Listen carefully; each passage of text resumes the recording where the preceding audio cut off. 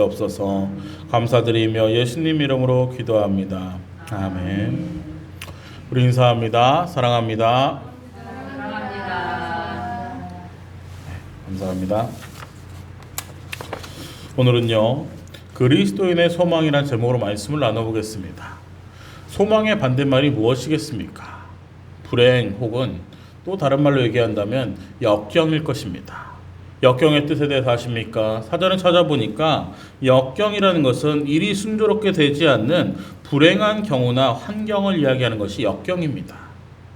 역경이라는 것은요, 믿는 자나 믿지 않는 자나 모두에게 닥칠 수밖에 없습니다. 그런데 이 역경이 닥쳤을 때 어떻게 행동하는가 어떤 사람이 조사를 했더니 세 가지 유형으로 나타난다고 합니다. 역경이 왔을 때요, 첫 번째 모습은 바로 체념형이에요. 이 체념한 사람들은요, 역경을 만나면 그대로 주저앉아 버린답니다. 또한 이들은 소극적이고 비생산적인 사람들이라 인생관 가운데 모든 것에 대해서 비관하며 염세주의적으로 살아가는 자들이 바로 이 체념형들의 모습이라고 표현합니다. 두 번째는요, 역경을 만난다면 피해서 도망치는 도피형이라고 표현합니다. 이들은 일단 위기만 벗어나고 보자는 아니란 생각을 가지고 안 해도 되는 거짓말을 한다고 합니다. 그리고 결국은 들키게 되고요, 결국은 안타까운 상황을 맞이할 수밖에 없다고 합니다. 이 도피형은 냉소적이고 방관적인 사람들이 이 모습이라고 표현합니다. 한번 생각해 보십시오. 우리 교회에도 진주란 이름이 있지만 진주가 귀한 이유가 무엇일까요?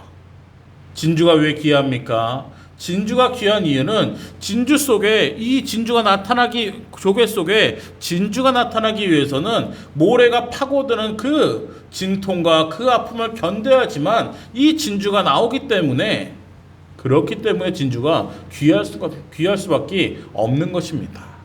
무슨 얘기입니까? 시련을 피한다면요, 영광도 없다는 거예요. 시련을 피한다면 하나님의 영광도, 하나님의 어떠한 것도 나타날 수 없다는 겁니다. 그래서 도피형은요, 안타깝다는 것이고, 마지막 세 번째는 역경을 만났을 때 당당히 맞서는 돌파형이 있습니다. 이 돌파형들은요, 이런 생각을 합니다. 내게 문제가 있다면 그 문제와 그 시련과 그 아픔은 내가 승리까지 가는 과정이라고 표현해요. 그래서 이들은요, 창조적이고 진취한 마음을 가지고 그 문제 가운데, 그 아픔 가운데 이겨내고 참고 그 가운데 견뎌낸다고 합니다. 더 놀라운 것은 이것을 이기고 견딘 이 돌파형들은요, 전보다 더 진취적으로, 전보다 더 강해지고 견고해진다는 겁니다. 사랑하는 여러분, 여러분은 어떤 부류의 사람입니까? 혹시 여지까지요, 체념형의 마음을 가지고, 도피형의 마음을 가지고 살았다면 지금부터는 돌파형의 마음을 가지고 살 수 있기를 부탁드립니다. 그래서 우리 감사교회 모두가요, 정말로 하나님 보시기에 합당한 모습을 가지고 돌파하고 인내하고 견딤을 통해서 마지막에 승리자 될 수 있기를 부탁드립니다. 오늘 본문에 보니까요, 베드로전서입니다. 이 베드로전서가 쓰여질 때는요, 제가 앞에 얘기한 것처럼 역경이라는 것이 있을 수밖에 없었어요. 당시의 상황 가운데 역경은요, 이런 모습이었습니다. 베드로전서가 쓰여질 당시는요, 로마 시대였습니다. 우리가 알고 있는 로마 시대, 그 시대 중에서도 그 당시 황제가 네로라고 얘기하는 황제였습니다. 많이 들어보셨죠? 네로 황제? 옛날에 저희 세대 별로 아닌 것 같긴 하지만 유머 1번지에 보면 네로 황제라는 사람도 나왔었습니다. 우리 참 우스꽝스럽게 표현되었지만 이 네로 황제 어떤 사람이었냐면 기독교 역사상 가장 기독교인을 박해했던 사람 중에 거의 첫 번째 혹은 두 번째 가는 사람이 바로 이 네로 황제였습니다. 유세비우스의 교회 사책에 보면요, 네로 황제가 얼마나 기독교인을 괴롭혔는지 사람이 있으면 이 사람을 밑에서부터 위에까지 창으로 꽂아가지고 그 사람을 죽인 다음에 그 죽인 시체를 횃불로 썼답니다. 자기의 정언을 밝히기 위한, 밤에 그 정언을 밝히기 위한 횃불로써 기독교인을 죽인 다음에 그 다음에 횃불로 썼다는 거예요. 또 이 네로 왕자는요, 일부러 사자를 굶깁니다. 배고픈 사자에게 기독교인들을 던져주어서 사자 밥으로 줬던 사람이 바로 이 네로 황제였습니다. 근데 이 네로 황제가요, 언제부터 기독교인들을 박해하기 시작했습니까? 우리가 잘 알고 있는 로마의 대화재 때입니다. 아시지요? 로마 시내에 불이 났습니다. 엄청난 불로 인해서 로마 시의 절반 이상이 피해를 입었습니다. 그랬을 때 사람들이요, 이렇게 말합니다. 이 화재의 원인이 황제일 것이라고. 이 모든 것은 저 황제가 저질렀을 것이라고 사람들이 추측하고 소문을 냅니다. 그랬을 때 네로 황제는요, 이 순간 피하고 싶었어요. 그때 네로 황제 그래봤자 20대였습니다. 이 젊은 황제가요, 이것을 피하기 위해서 이제 모략을 하고 그 가운데 궁리를 합니다. 그 결론이 무엇입니까? 나 말고 다른 가짜 방화범을 만들자라는 결론이었어요. 그래서 선택한 사람이 누구이냐면 바로 그 당시에 기독교인들이었습니다. 바로 저 기독교인들이 불을 냈다라고 잘못된 거짓 소문을 나타냅니다. 그리고 나서 박해를 합니다. 왜 박해를 합니까? 우리가 성찬하는 것을 보고서 저 기독교인들은 인육을 먹고 피를 즐기는 자라고 비방하고, 우리가 형제요 자매요라고 표현하는 것을 보고 저들은 근친한 자라고 잘못되었다라고 거짓 선동하며 계속해서 괴롭히고 억압하는 것이 네로 황제의 기독교의 박해 시작이었습니다. 결국 당시 기독교인들은요, 모든 재산을 빼앗겼으며 감옥에 갇히기도 혹은 목숨을 잃기도 했습니다. 지금 이 베드로전서는요, 바로 그 억압받고 있는 그 역경 가운데 있는 그들을 향해서 쓰여진 편지입니다. 이 편지의 내용이 무엇입니까? 베드로전서 전체를 바라본다면 지금 그 고난과 고통과 아픔 가운데 있는 그 자를 향해서 너희에게 그래도 소망이 있다라고, 너희에게 그래도 위로가 되었으면 좋겠다라고 하며 이 베드로전서를 쓰고 있는 겁니다. 누구에게요? 바로 지금 고통당하고 있는 그리스도인들에게입니다. 그 그리스도인을요, 본문에선 이렇게 표현합니다. 우리 본문 5절을 같이 봅니다. 우리 5절 다 같이 읽습니다. 시작. 너희는 말세에 나타내기로 예비하신 믿음으로 말미암아 하나님의 능력으로 구원하심을 받았느니라. 아멘. 여기서 그리스도인을 어떻게 표현합니까? 예수 그리스도에 대한 믿음을 가진 자이며 하나님께서 능력으로 보호하신 자가 바로 그리스도이다라고 표현합니다. 누구라고 애들이요? 박해받고 어려움 가운데 있는 초대교회 성도들의 모습이었다는 거예요. 박해받고 어려움 가운데 있는 성도들의 모습, 그들의 그칩니까? 아닙니다. 현재 코로나로 인해서 어려움 가운데 또한 박해 가운데 슬픔 가운데 있는 우리 모두 역시도 여기에 들어가는 줄로 믿습니다. 본문은요, 이 아픔과 어려움 가운데 있는 그리스도인들에게요, 위로와 힘을 주기 위해서 두 가지의 약속을 보여줍니다. 먼저 첫 번째 약속은 우리 6절입니다. 우리 6절 다 같이 봅니다. 시작. 그러므로 너희가 이제 여러 가지 시험으로 말미암아 잠깐 근심하게 되지 않을 수 없으나 오히려 크게. 아멘. 뭐라고요? 뭐라고 합니까? 지금 우리가 겪고 있는 시련과 고통이라는 것은요, 영원하지 않다는 거예요. 뭐라고요? 지금 우리가 겪는 시련과 고통은 영원하지 않으며 아주 잠깐 동안 겪는 고통이라고 표현합니다. 또한 이 고통의 끝에는요, 하나님의 영원한 행복과 영광이 나타나며 그것으로 인해서 우리는 기뻐할 것이라고 표현합니다. 사랑하는 여러분, 무슨 얘기입니까? 내가 또한 우리 모두가 코로나로 인해서 또한 어떤 상황으로 인해서 힘들 수 있습니다. 아플 수도 있고요, 고난과 고통 가운데 현재 있을 수도 있습니다. 하지만 그때 하나님이요, 우리에게 약속합니다. 네가 지금 당하고 있는 그 고난과 고통과 그 어려움은 잠깐일 것이라고.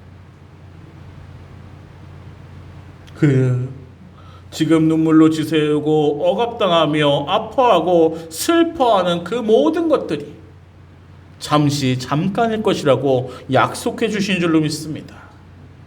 우리에게 필요한 것이 무엇입니까? 하나님이 내게 약속하신 잠깐이라고 하는 그것을 믿으며 우리 안에 소망을 품고 살아가는 모습이 필요한 줄로 믿습니다. 두 번째 어려움 가운데 우리에게 주는 두 번째 약속은 바로 7절입니다. 우리 7절 다 같이 읽습니다. 시작. 너희의 예수 그리스도께서 나타나실 때 칭찬과 영광과 존귀를 얻게 할 것이니라. 아멘. 뭐라고 합니까? 그리스도로 인해 받는 고난은요, 좋은 결과가 따라올 수밖에 없다는 거예요. 금을 연단해서 순금을 만들고 우리의 믿음을 연단해서 순전한 믿음으로 또한 굳건한 믿음으로 만드는 과정이라는 거예요. 근데 그 전제가 무엇입니까? 나로 인해서 당하는 고난이 아니라, 나로 인해서 당하는 어떠한 것이 아니라 예수 그리스도를 위해서 당하는 그 고난과 고통 가운데 그 결과에 대해서 분명하게 약속해 주는 겁니다. 나의 욕심으로 인해서, 나의 어떤 잘못된 어떤 모습으로 인해서 나타난 것이 하나님께서 내게 크게 기뻐할 수 있는 그 일을 주신다는 것이 아니라, 내가 예수 그리스도를 위해서 당하며 예수 그리스도를 위해서 겪고 있는 이 아픔 가운데 그 끝에 분명히 하나님께서 나를 승리자로서, 나를 하나님의 영광과 칭찬과 존귀 가운데 나를 보내주실 거라는 겁니다. 사랑하는 여러분, 그렇다면요, 믿음의 승리를 할 수 있는 승리자에게 얻어지는 가장 좋은 것이 무엇이겠습니까? 믿음의 승리를 해서 내가 인내하고 참고 견딤을 통해서 믿음의 승리자가 되었을 때 내게 주시는 가장 좋은 것 가운데 하나가 무엇이겠습니까? 바로 9절입니다. 우리 9절 다 같이 했습니다. 시작. 믿음의 결국 곧 영혼의 구원을 받으리라. 아멘. 뭐라고요? 믿음의 결국 곧 영혼의 구원을 받음이라. 믿음의 승리자에게 주는 가장 큰 선물 가운데 하나는 바로 영혼의 구원인 줄로 믿습니다. 무슨 얘기입니까? 내가 그리스도인이기 때문에, 내가 하나님을 믿기 때문에 나는 이 땅에 살면서 시련이 없을 것이다. 나는 이 땅에 살면서 하나님 나라를 보호하기 때문에 나는 아픔이 없을 것이다. 이런 잘못된 믿음이 없으시길 부탁드립니다. 내가 그리스도인이어도요, 내가 믿음이 커도요, 나는 시련도 당할 수 있고 아픔도 당할 수 있고 고난도 역경도 당할 수 있습니다. 중요한 것이 무엇입니까? 그때 내가 어떤 마음을 품냐는 거예요. 내가 하나님을 잘못 믿어서 내게 아픔을 줬다, 내가 하나님을 어떻게 해서 내게 치셨다, 이것이 아니라는 겁니다. 내게 고난이 왔습니까? 내게 아픔이 왔습니까? 내게 어떤 어려움이 왔습니까? 그럼 그때 우리는 생각해야 됩니다. 내가 그리스도인이라는 것을, 하나님이 내게 약속해 주셨다는 것을, 내게 지금 있는 이 고난도, 이 아픔도, 이 모든 것은 내 긴 인생 가운데 아주 잠시 잠깐 있는 짧은 것이라는 것을 기억해야 될 것입니다. 또한 이 잠시 잠깐이 있는 이 아픔 가운데, 고난 가운데 넘어지고 무너지고 쓰러지는 것이 아니라 그 순간 인내하고 견디고 그 순간 참는다면 분명히 하나님께서 우리에게 더 크고 놀라운 것들로 축복하시며 하나님께서 은혜를 베풀어 주실 줄로 믿습니다.